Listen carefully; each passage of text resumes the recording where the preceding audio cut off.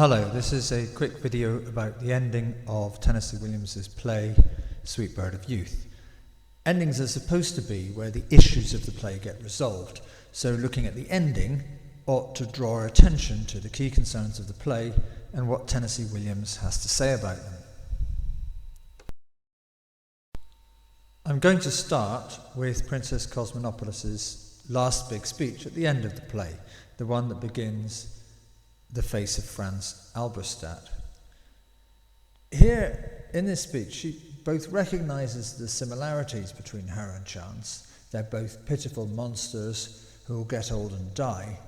But the princess tries to argue that there's a difference, that the work that she's done as an actress in the movies and the theatre has created art, what she describes as a sculpture that she will unveil. Something important that she's done that contributes to mankind.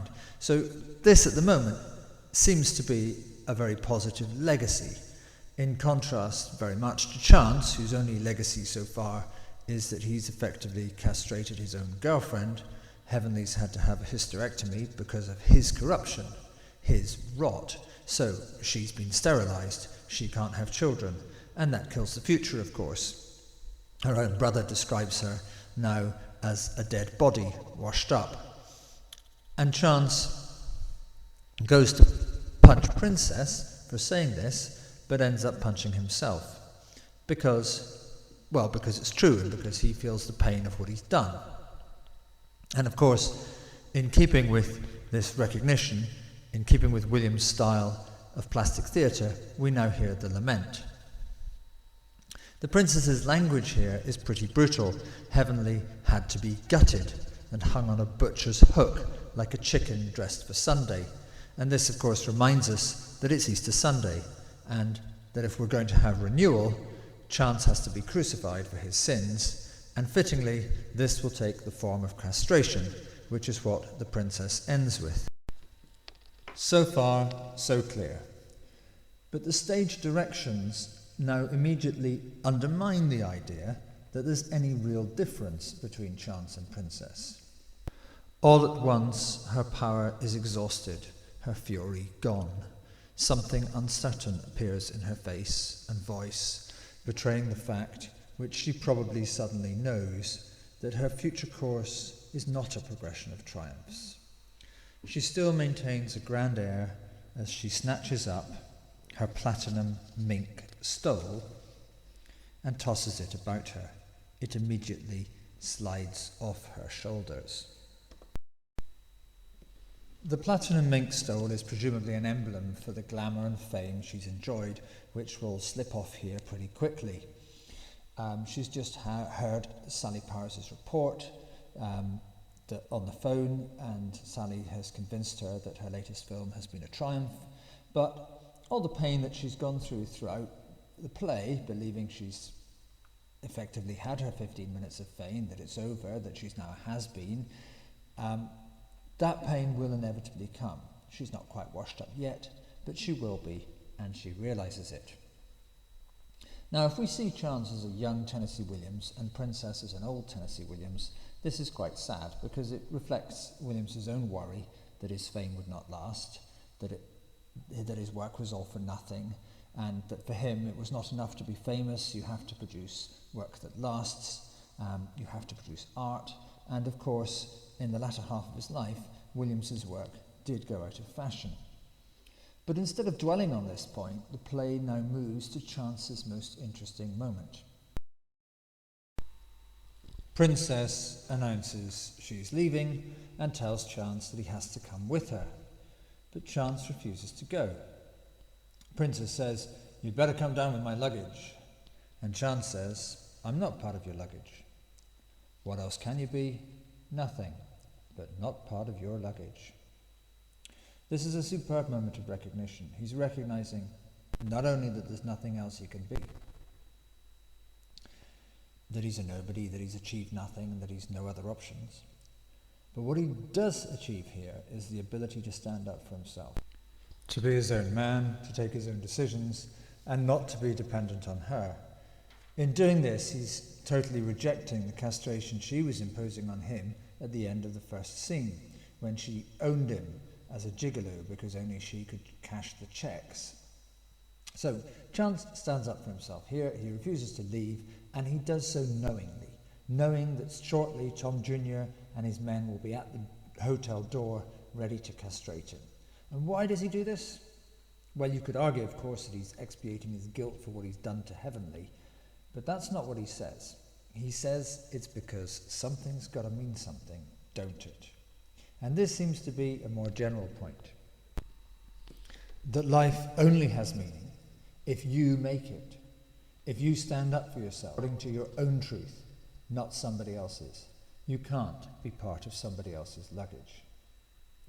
And now we're given the moment when they're sitting on the end of the bed like strangers on a train, and there are at least 3 interesting things they observe here. The first is the reference to old Egypt. The second is the comparison between the donkey and the shepherd. And the third is the increasingly loud clock that exists in every room people live in. The reference to old Egypt may just be a reference to a culture that was once great but is now in ruins, as perhaps the princess feels about herself. But whether intentionally or not, it surely also brings to mind Cleopatra, the ultimate glamorous queen of Egypt, who had to come to terms with the fact her life was over, her glamour was gone, and when she died in her own Egyptian way, deliberately allowing herself to be bitten by an asp rather than to become a slave to Rome, to be someone else's luggage. So I think that's interesting. A second interesting thing that they notice as they sit on the bed, to my mind, is the comparison between the donkey, which spends every day going round and round a well, yoked to a pole that draws the water up. So the donkey's a clear example of being somebody else's luggage, as presumably are the sheep that follow the directions of the shepherd. But are we supposed to see a contrast between the shepherd who leads the flock and the sheep and the donkey who just followed the directions of others? Perhaps yes, perhaps no. The reflection that follows is interesting. What an old country, timeless. This suggests that shepherds have been doing the same thing for centuries, while in one sense that means they're not making original art. Nonetheless, they are somehow timeless. In other words, ideas that serve humanity do survive from one generation to the next, and so defeat death. This thought leads us neatly into the third interesting observation that they make, that time is the enemy that everyone is subject to. As you get older, it beats louder, more insistently, a reminder that no one can actually win.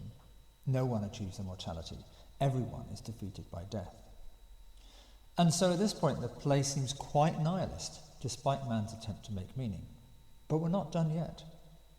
As the Youth for Tom Finlay Club gather at the door to castrate Chance, just as they've castrated the black man, Chance has his final moment. So Chance comes to the front of the stage, knowing he's about to be castrated, and speaks directly to the audience through the fourth wall. So here we have a breathtaking technique, an alienation effect, breaking the audience's willing suspension of disbelief in the action of the play. And this, of course, is to alert us to how to read the play, and Chance asks the audience for 3 things. First, not to pity him. He does not want us looking down on him as a pathetic character. This is a man, after all, who's just defied being someone else's baggage, faced castration. He also doesn't want to be seen as a character to be looked down on. Rather, and this is his second point, he wants us to recognize ourselves in him. He is an everyman figure, representative of the human race, and he stands for the fact that it's part of the human condition to want to make meaning. Succeed, as Act 1 showed us, or society does not let us succeed, as Boss Finley's political rally showed, or if time itself does not let us succeed, which is his third point, that time is the enemy that will defeat us all. So, do we see the play as promoting a form of nihilism? Mankind will fail to achieve his dreams, or only do so temporarily, and then will die and be forgotten. Note that all the key characters in the play get castrated, not just Chance and Princess at the end. The black man's castrated, the heckler's silenced, Scudder's corrupted, Heavenly has the youth cut out of her body, and Boss Finley is too old to cut the mustard. Or do we see the play as staging some kind of triumph for the human spirit? Chance makes a journey in the play from a paid, blackmailing gigolo who corrupts those around him to someone who stands up for himself, who feels guilty about Heavenly and feels he must atone for his sins, who decides life must have meaning, and who has the courage to take decisions for himself, refuse the easy way out, and face castration. It is his message that is carried to the audience at the end. It is he who becomes the everyman figure, the timeless Jesus as shepherd accepting crucifixion figure, the figure whose ideas are passed on to us at the end, and therefore he achieves some form of immortality and defeats the enemy time. Youth may be a bird that flies away, but it's a sweet bird, and there is something to be cherished in Chance's commitment to the human spirit and his courage in the face of adversity. So that's it. That was my brief look at the last scene of Sweet Bird of Youth. I hope you found it helpful.